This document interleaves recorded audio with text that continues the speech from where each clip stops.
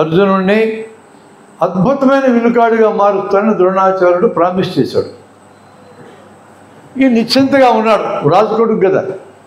ఏకలవ్యుడని అతను ఎస్టీ, అతని విలువిద్య నేర్చుకుంటామంటే పిల్లకాయలందరూ చెట్ల కింద చూసి ద్రోణుడి దగ్గరికి వచ్చి నమస్కారం పెట్టి, అయ్యా నాకు కూడా నేర్పిస్తాడు కదా, అడవులో బతుకుతూ ఉంటా, జంతువుల మీదకి వస్తే వేటాడి బతుకుతా కదా అన్నాడు.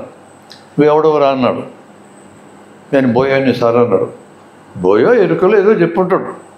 నువ్వు ఎస్టీ కదా, నీకు నేర్పడానికి లేదు, రాజకుమారులకైతే నేర్పిస్తా అన్నాడు. ఇంకప్పట్లో ఏం మాట్లాడడానికి లేదు, మెదలుకొని వెళ్ళిపోయినాడు వాడు. ఈ ద్రోణాచార్యుడు బొమ్మను తయారు చేసి పెట్టుకున్నాడు, అది చూసుకొని ప్రాక్టీస్ చేశాడు. వీడు చివరికి ఏకలవ్యుడు బ్రహ్మాండంగా ప్రాక్టీస్ చేశాడు. ఒకరోజు అడవికి వచ్చాడు అర్జునుడు. వీడి విలువిద్యా కౌశలం గమనించాడు. పక్కనే ద్రోణాచార్యుడు బొమ్మ చూశాడు.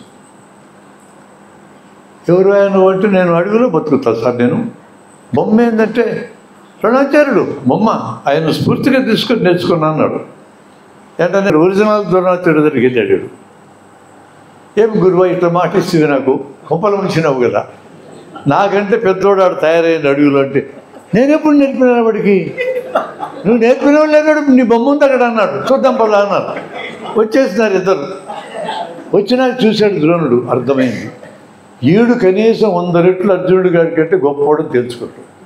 ఈయన ఇట్టే వదిలేస్తే ఈ రాజుగారు కొంపలు మొలగద్దని, ఏకలవ్య గొప్పగా నేర్చుకున్నావరా, కొంపలు ముంచాలంటే ముందు మెచ్చుకోవాలా, మెచ్చుకొని నువ్వు కుడి చేత్తోనే బాణాలు వేస్తావు, ఎడమ చేత్తు కూడా వేస్తావు అని అడిగాడు. లేదా గురువా కుడి చేత్తోనే ప్రాక్టీస్ చేశాను అన్నాడు. అట్లయితే నీ కుడితే బొట్టలను నరికి నాకు అన్నాడు ద్రోణాచార్యుడు.